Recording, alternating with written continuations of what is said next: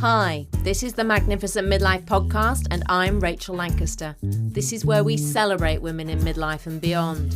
We challenge the status quo and bash those negative stereotypes about being an older woman. We're not over the hill at 40, 50, 60. We're just getting started, and the world needs us now more than ever.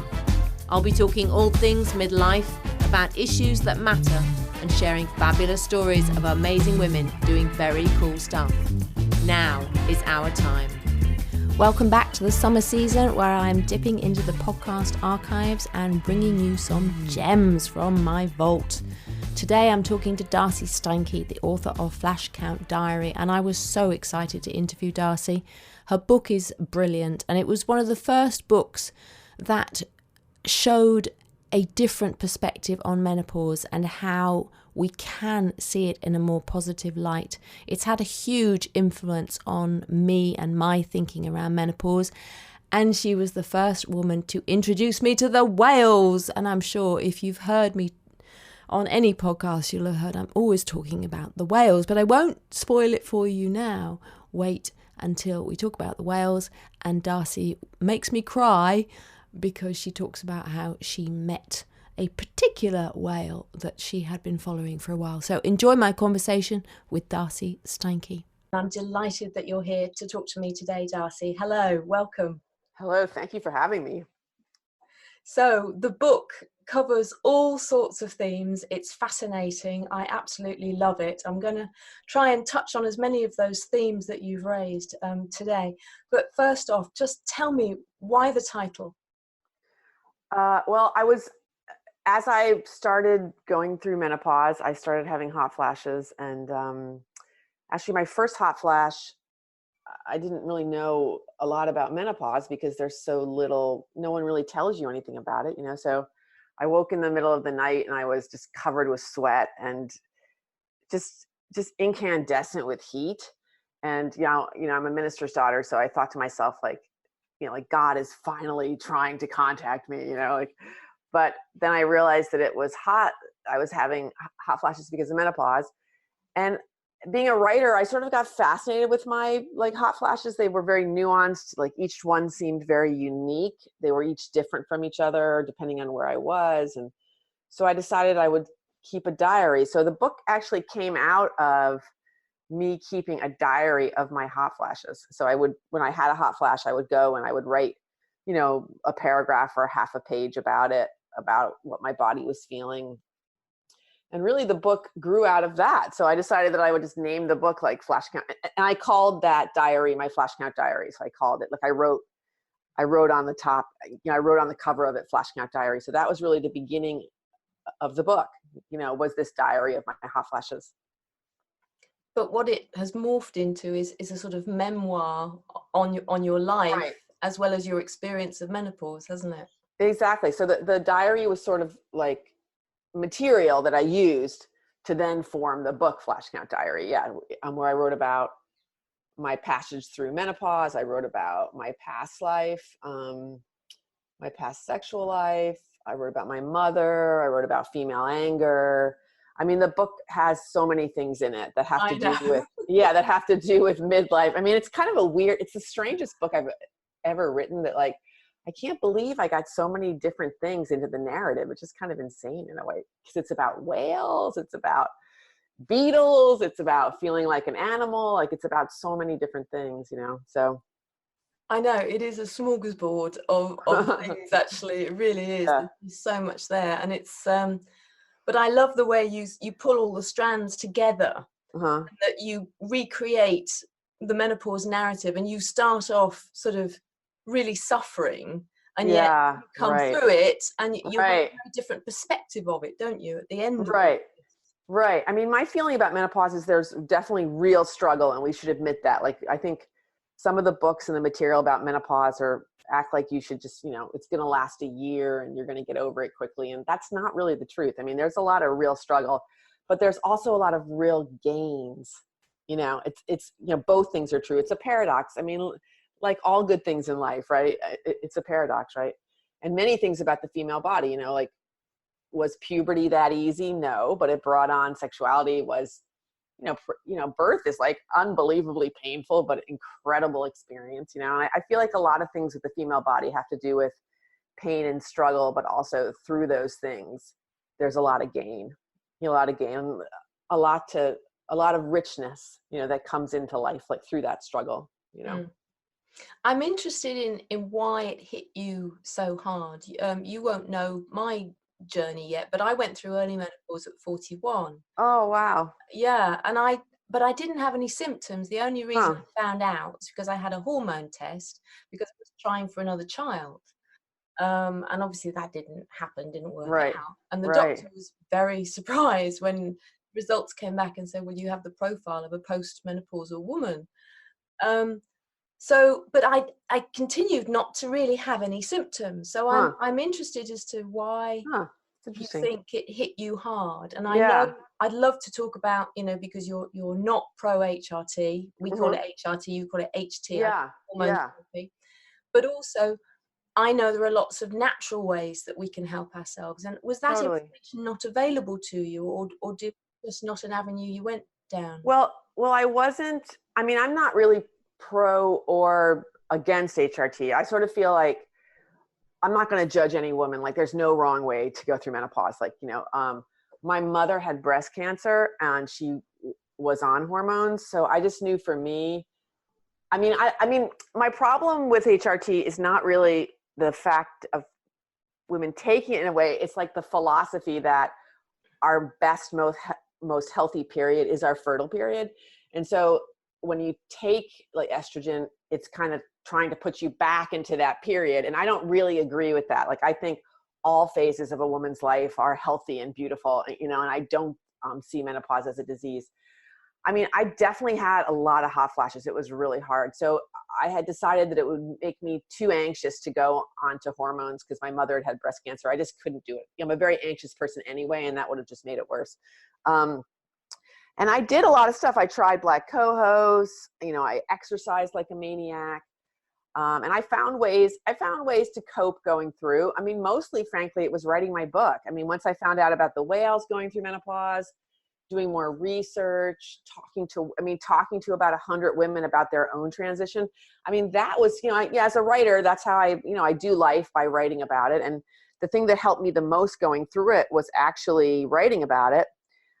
But I don't know if my menopause was any harder than a lot of the women I talked to. I think there's a huge range. Some women have very few symptoms. They feel nothing. Some women have, I talked to women that would have, 40 hot flashes a day, which was more than mine, probably twice as much as mine. So there's a whole range. There's a whole range of menopausal symptoms in the way actually women go through menopause. So I don't know if mine was any harder than a lot of the people. Like at least half the people I talked to had experiences similar to mine, if not 2/3, frankly, of at least a few years of pretty severe hot flashes. Some women, if they, I'm in a very privileged position. I have health insurance. I have the money to do these things. And some women do jump on hormones, once they're starting to go through the hot flashes. But I don't know. I just feel like, for me, it was like, it's kind of like if you want a graduate degree, you got to go to graduate school. And I kind of felt like that was what the hormonal passage was. It was like, you want to go to this next phase of life that's going to have, a lot of freedom, a certain amount of wisdom, a certain amount of maturity. And you're going to have to go through like the school, you're going to have to be schooled on it. And to me, that was the hot flashes, the insomnia. And that's what I really try to do in Flash Count Diary in my book, is I really try to show these things that are considered just completely negative symptoms as actually things that can have a lot of nuance. And there's a part of them that are bad, but there's a part of them that like are transforming you. They're transformative, And I think it's hard in our culture because, again, it's hard for me not to point to my like early religious background, is like, the idea that there is value sometimes in suffering. You know what I mean? Like not that I think that people should suffer all the time. And I want people to get help. And I love modern medicine. But I also think that it's important to acknowledge that sometimes like our hardest periods in life, our toughest periods in life, we learn a lot from them, right? So I feel that's kind of what menopause has been for me. Like I've learned a lot. I've changed a lot and I've learned a lot from the physical experience of going through the transition. Yeah. But you also talk, don't you, about it, how it's very much a psychological transition and transformation, as you've Yeah. been talking about, as well as a physical one. And Mm. I love that idea that it's not mind over matter, but by the process of you understanding more about it and of you changing your views of what it is and what it Mm-hmm. represents for women, Right. that helped you in your experience of it.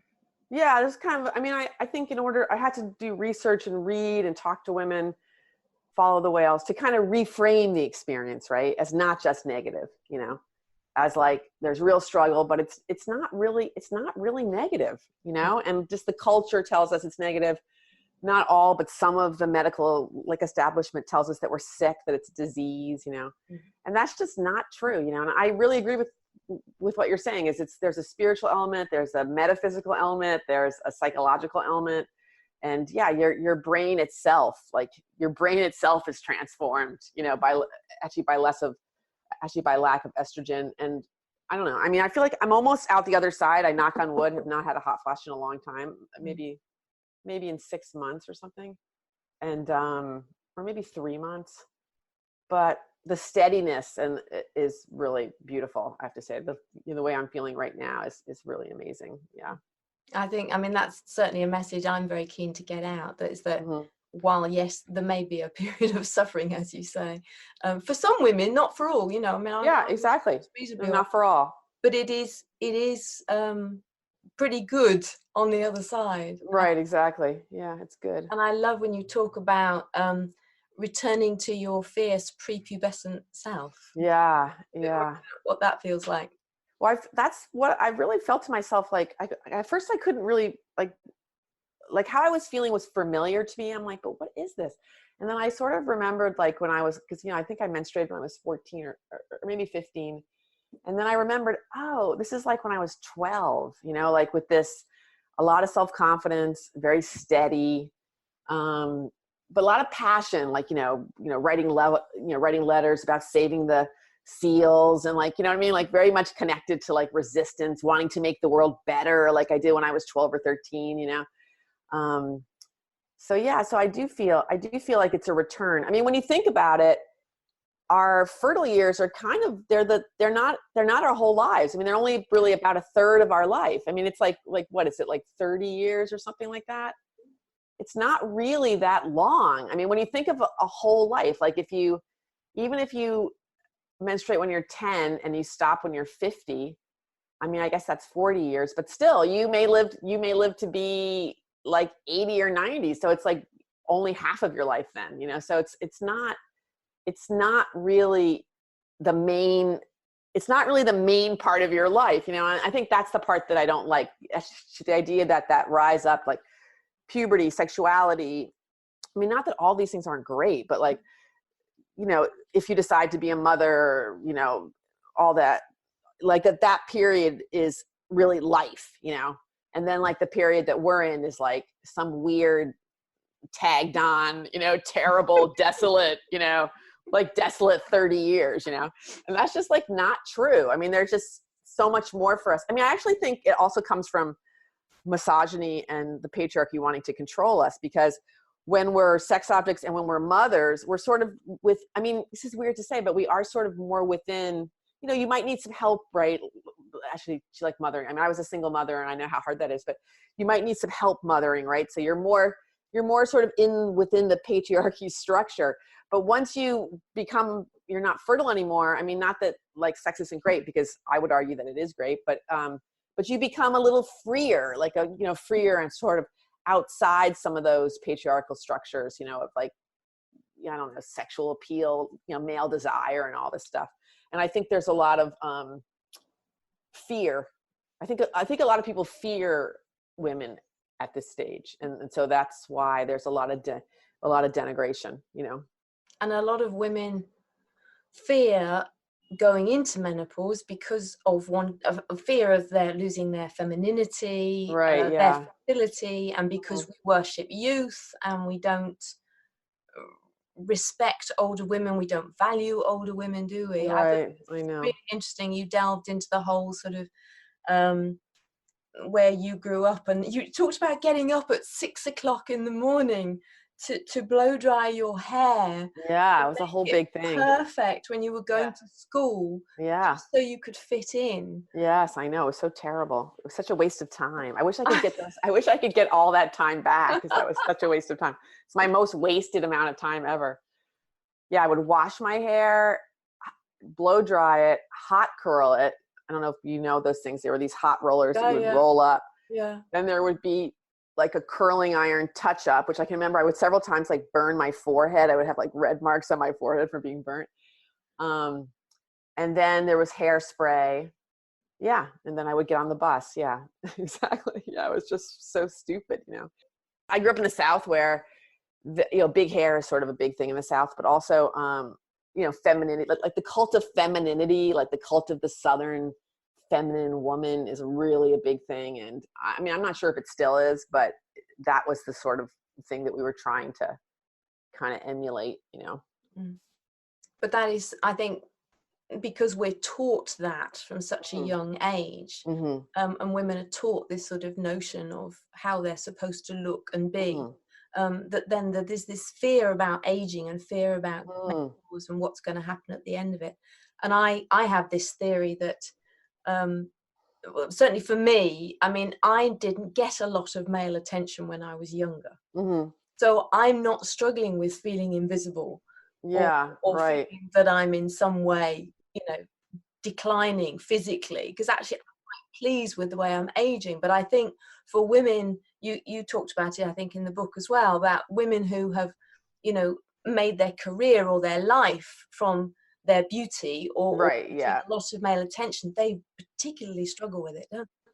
That's a tough one. I mean, I talk about, women who have made a lot of adaptations to their physicality based on male desire, they're going to have the same negative view that the culture, a lot of men and the culture feel about menopause, so that's rough. I mean, I feel bad for them in a way, but also, like, it's not a great strategy. It's like, it's a little bit of a bankrupt strategy. Like, I mean, I worry about this idea of like invisibility, because I feel like, and I felt that, I can remember when, like, I would walk, walking on the street and really nobody looking at me. And, just, I had a lot of, I remember thinking, like, is it sad, or does it mean I have more privacy? And isn't that kind of like positive? It's like, I get my mind back. I don't have people looking at me all the time. It's like, but I do think it's about men looking at us. And so I really feel like, I think,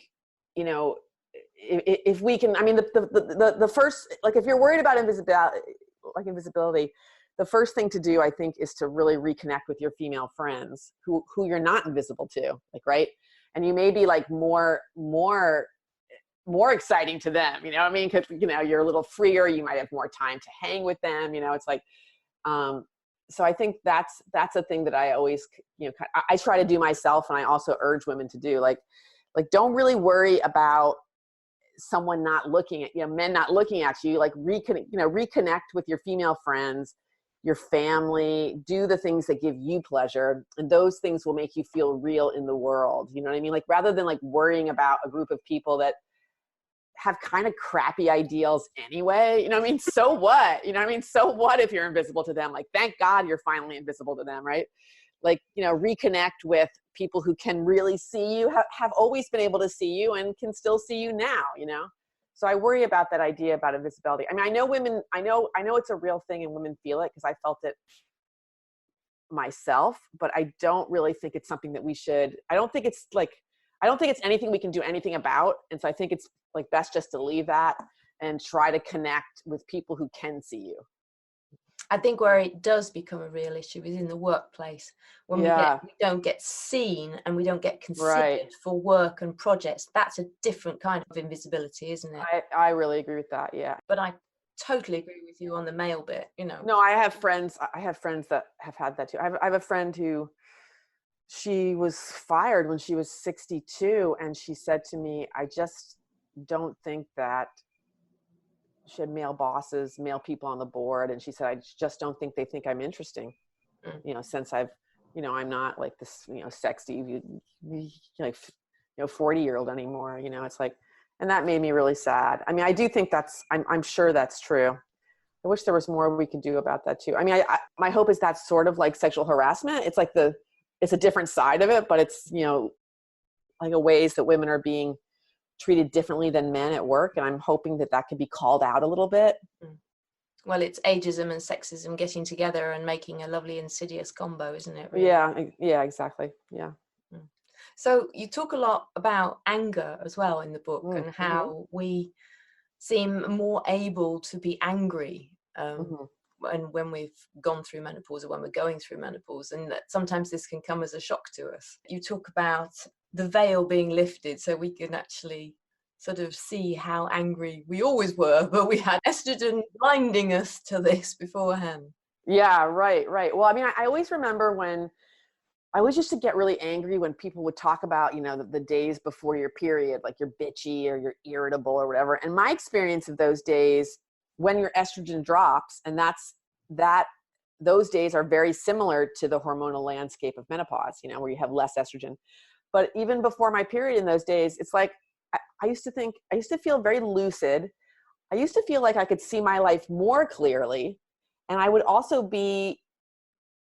be angry because I would be like, there were things about my relationship that I was seeing that I wanted to change. There were ways in which my life wasn't the way I wanted it. Like I didn't have estrogen to kind of make me feel everything was okay, mellow me out, right? So it wasn't that I was bitchy, it was that I was able to see things more clearly, and I always felt that way. And I told my daughter that too when she started to menstruate. I'm like, don't let anyone convince you that those days you're a bitch. I mean, those days you're actually seeing your life more clearly, like with more lucidity. And you should take notes, because once the estrogen starts to pump in again, like you may not feel that way, So the fact that that's what the hormonal landscape of menopause is like has been really interesting to me. I mean, I think it takes a while to get used to it, the kind of rawness of it, like in a way, and the achieved lucidity. But I definitely have felt myself more in touch with my own anger. I'm more willing to stick up for myself. I'm less willing to, I have better boundaries. I'm less willing to put up with, I'm not going to put up with your bullshit. I mean, that's just like, I'm done. It's like, I just feel better at, I can define more easily what's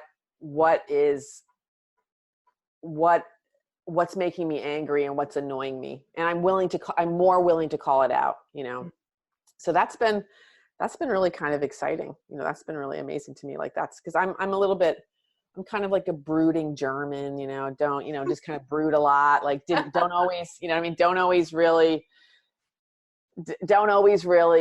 stick up for myself. Or articulate, when I feel hurt, like, or whatnot. But I'm really trying to I feel like I'm able to locate it more, and I'm trying really hard to speak up too. That's my thing. Yeah. And a lot of I'm sorry. But a lot of the women I talked to too, I interviewed about 100 women for Flash Count Diary, and many of them said the same thing. I mean, many of them was just like, I'm done. I'm just done with, being treated like this. I'm done. They were like, a lot of them had this like new,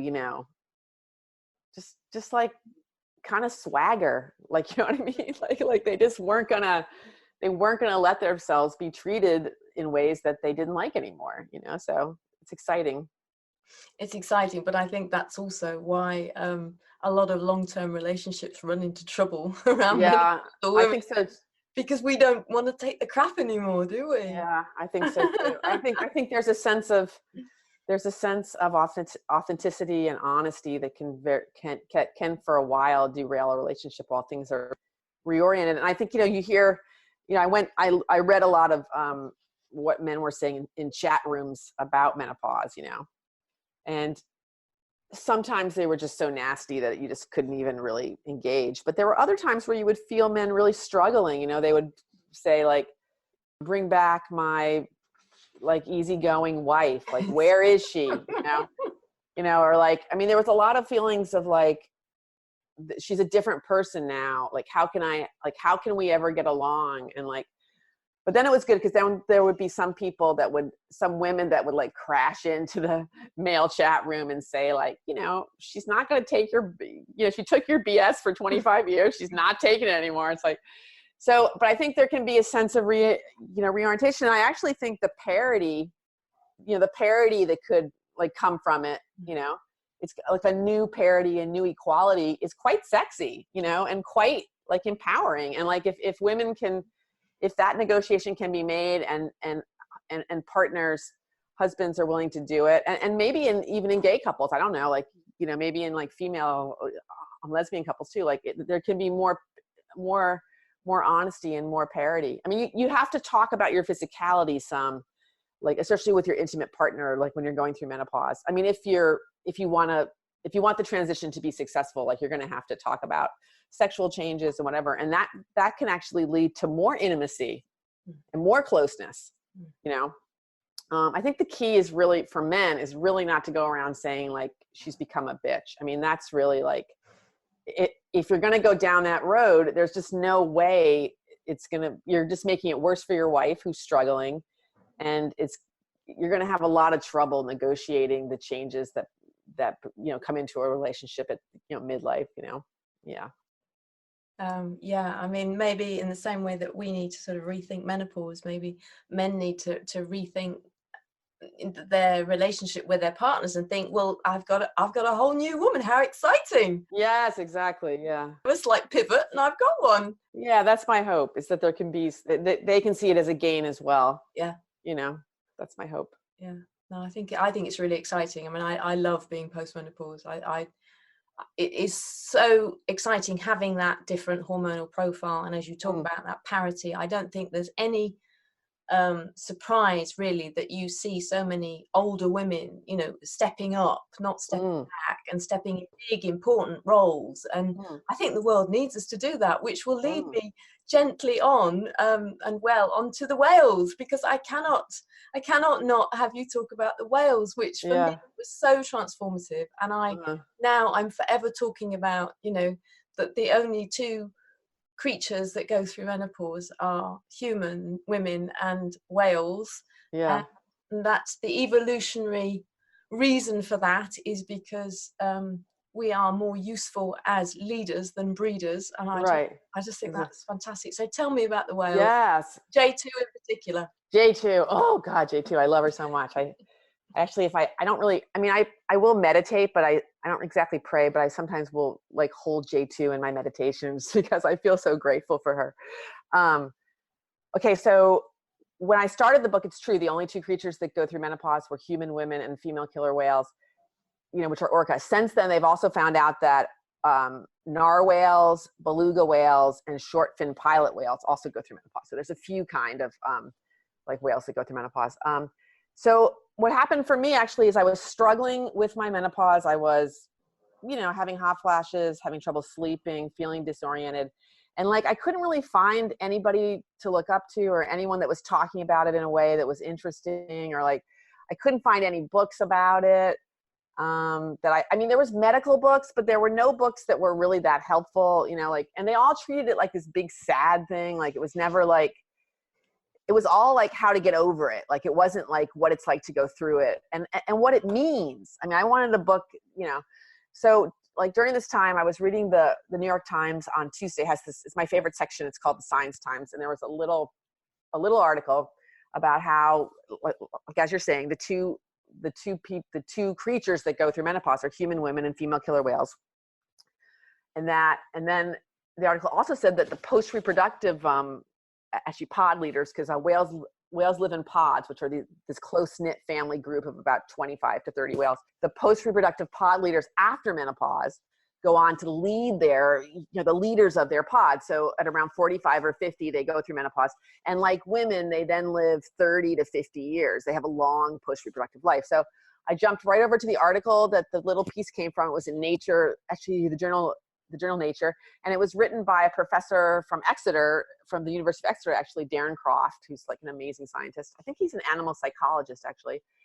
And the article said that menopause is this big evolutionary puzzle. Like nobody can figure out why like why it was selected, like in the Darwinian sense, because according to like Darwinian fitness, which means having children until you die, the best strategy would be to have children until you die. Like nobody can like figure out why at midlife, like was this selected. So, but through studying the whales, seeing their leadership, on that same just mind-blowing scientific paper, then goes on to speculate that when we were in our hunter and gatherer communities in the beginning of our human life, it was selected for the same reason, that like at around 50, women got more important to their community as like, you know, it was before technology. So it was like hunter and gatherer world at around 50, they knew like which plants were poisonous, which weren't, how to help couples, I don't know, like get along better, like how, you know, group dynamics in their community and all this stuff. So they had all this knowledge, you know, as well as taking care of their grandchildren, of course, that menopause was selected. So there could be two groups of women, one to do the incredibly important work of mothering, you know, having babies and mothering, which is incredibly important work. I in no way want to debase that. I mean, it's amazing.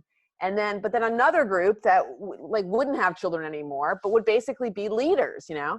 So this idea, like I really liked, and there was no other, I'd never heard anything like this at all, you know, like, so I just got so excited. So I started to watch, because, you know, the southern residents are the whales. There's K, L, and J pod. There's 75 whales in Washington State. So I got totally obsessed with them, and they're very, and they've been studied very thoroughly since the 70s.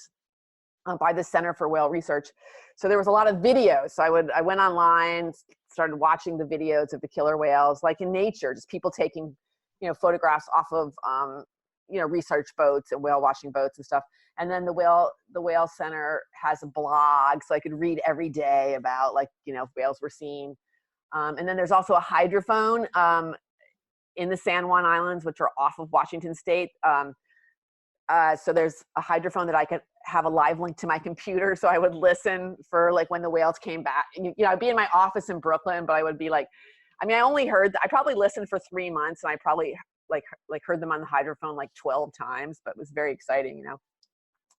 So I got completely obsessed with them. I got specifically obsessed with this whale, Granny, who she's actually passed now. She died when she was 105. You know, J2 Granny. And I eventually got so obsessed that I got on an airplane, you know, took a van up the coast, took the ferry over the San Juan Islands, like a 2-hour ferry, and got in a sea kayak, you know, like went 10 miles out in a sea kayak and got to see the wild whales, and actually got to see Granny, which was just, I still can't believe that I got to see her. It's just like, it was so incredible. I mean, the whales are ID'd by their dorsal fins, these huge, like, you know, 6-foot dorsal fins. And each of them is slightly different. The curve could be different. There might be a pattern on them, but Granny's very distinct because she's got a really big notch out, probably from an early run-in with a boat propeller. So when I was seeing the whales and when she came out of the water, I was, you know, in the sea kayak with the guide in back of me. And he said, I see the notch, it's Granny. So we knew for sure that it was her, right? So it was just so incredible because she was such a leader. You know, she led K, L, and J pod. And one marine biologist told me, like a whale scientist told me, that when the southern residents were like in Harrow Strait, which is this one part of San Juan Island, if they were too spread out, sometimes Granny would flap her back tail and they would all line up in back of her. You know, she was like the head, you know, she was like the head matriarchy. She was someone said to me, she was a charismatic leader, you know? So she is the one that pulled me through menopause. Like the fact that I got to see her, the fact that she's 105. So she's been leading for what, like 55 years or 60 years? You know what I mean? It's just incredible, you know? And even my husband, I remember one time it was at the very beginning. I hadn't seen them yet, but I was getting obsessed with the whales, and I'd had a really rough night. I hadn't slept very well.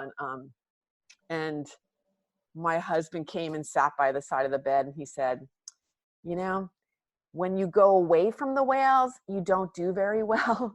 But when you stay with the whales, you seem really, really good, you know? So like, even my husband was realizing that like my whale obsession was the thing that was pulling me through, you know what I mean? Like, and so I would swim, you know, I swim in this upstate lake in the summer, and I would would think to myself, I'm like a whale, you know, like it was, you know, it was like just very helpful to me to be able to identify with a creature that so confidently was moving through her postmenopausal years, you know, like it really helped me.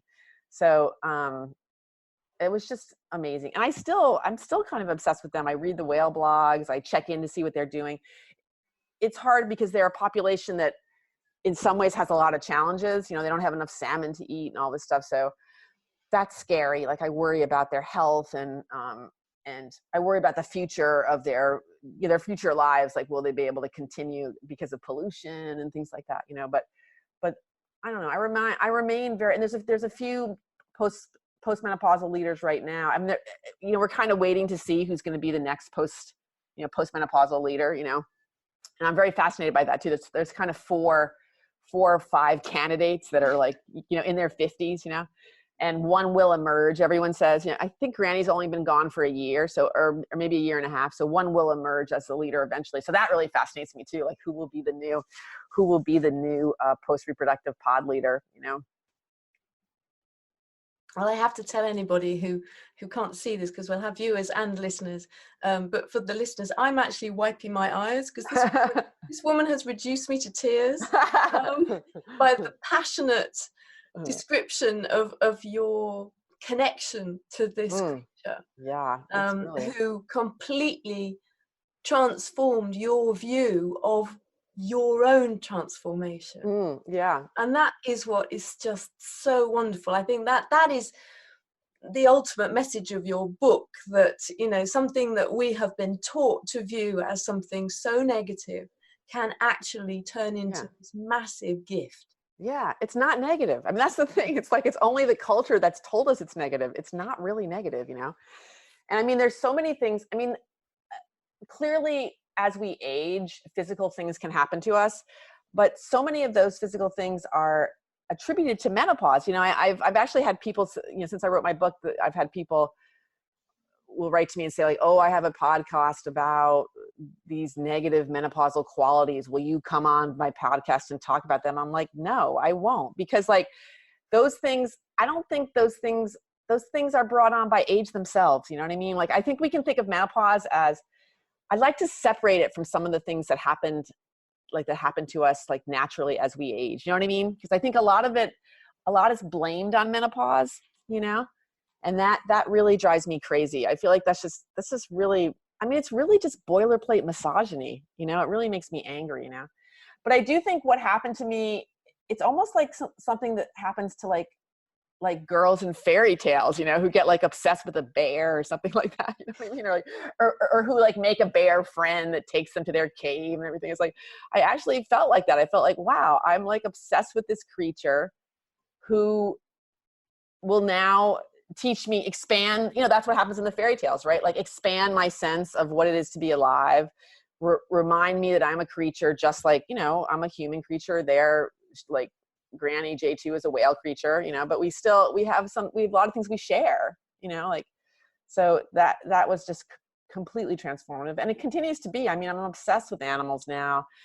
I love nature. I mean, I've always loved nature, but I don't know, I have a much more like intense engagement like with these things now. I feel more like it's me. It's not like something outside of me, you know, and it makes me really long for it and want to know more about it.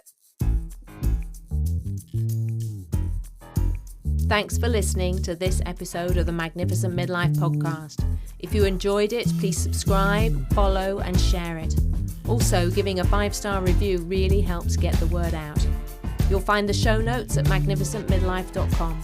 That's also where you can get my book, Magnificent Midlife, Transform Your Middle Years, Menopause, and Beyond. Make the very best of your next chapter. Help me change the world, one magnificent midlife woman at a time.